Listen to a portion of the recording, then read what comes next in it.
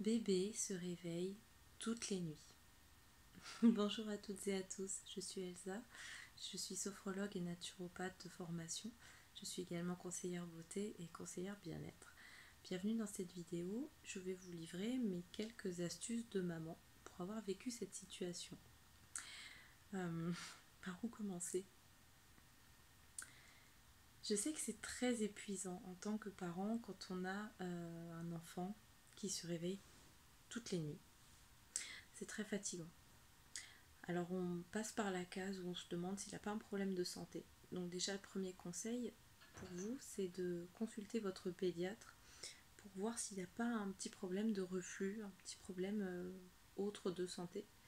Voir également si votre enfant n'est pas stressé. Peut-être que vous n'en êtes pas rendu compte, mais les enfants, surtout les petits, là je parle surtout des réveils nocturnes des enfants de quelques mois jusqu'à 3 ans, c'est souvent aussi des problèmes par rapport au stress. Donc c'est peut-être pas eux forcément qui ont des problèmes dans leur vie, mais ce sont des éponges. C'est-à-dire que si vous êtes stressé, si vous avez des problèmes en ce moment, les enfants, même s'ils ne comprennent pas tous les mots, ils ressentent vos émotions, ils vont voir votre visage, ils vont lire votre langage corporel et ils vont stresser également.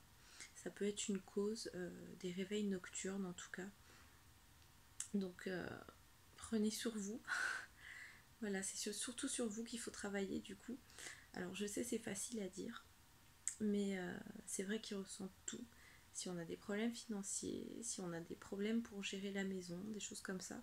Alors moi je vous parle aussi en tant que maman solo de 2 enfants, donc ça n'a pas été rose tous les jours, mais la seule manière que j'ai trouvée pour qu'ils puissent dormir paisiblement, c'est de les épargner de tous les problèmes de grands, parce que les enfants, ils ont besoin d'un cadre très sécurisant et très apaisant, et également d'un rituel de sommeil.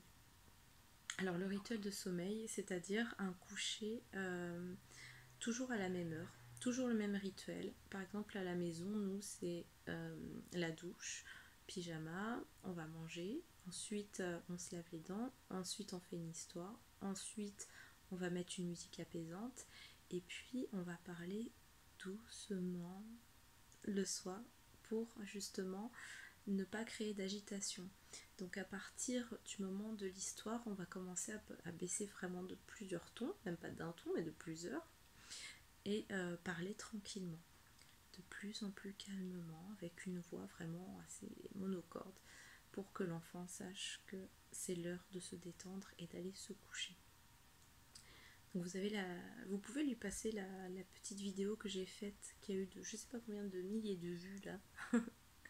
La relaxation pour le sommeil des enfants, c'est une voix qui est très apaisante et il y a des mots qu'ils vont reconnaître même s'ils sont tout petits.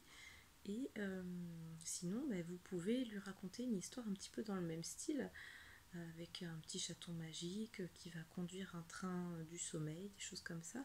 Même si c'est un bébé, il va apprendre les mots, il va enregistrer une histoire apaisante et il va sentir dans votre voix que vous racontez quelque chose de zen en fait. Même s'il ne comprend pas tout, je peux vous dire que ce sont vraiment des éponges. Donc première étape, voilà, ça va être de trouver l'horaire de sommeil. Par exemple, si votre enfant se lève à 7h30 et qu'il a besoin de 10 heures de sommeil, ça sera dans les alentours de 21h. 21h, 21h30. Bon, généralement, ils ont besoin de plus de sommeil, les petits. Là, c'est vraiment un exemple à partir de 5 ans. Je vous conseille de consulter le barème du sommeil pour voir de combien d'heures votre enfant a besoin pour bien faire sa nuit. Une fois les horaires fixés, vous allez mettre le rituel du sommeil, donc dans l'ordre que vous voulez, le bain, le repas, se laver les dents, les mains, faire une histoire, faire une chanson, faire un temps calme comme vous voulez, et toujours dans le même ordre tous les soirs. Et autre chose, ce que je fais toujours, c'est de dire aux enfants quand ils vont se coucher qu'ils sont bien, qu'ils sont en sécurité, que maman est là, que tout va bien, qu'ils vont s'endormir tranquillement. Et toujours avec cette voix zen en fait. Ça marche très très bien.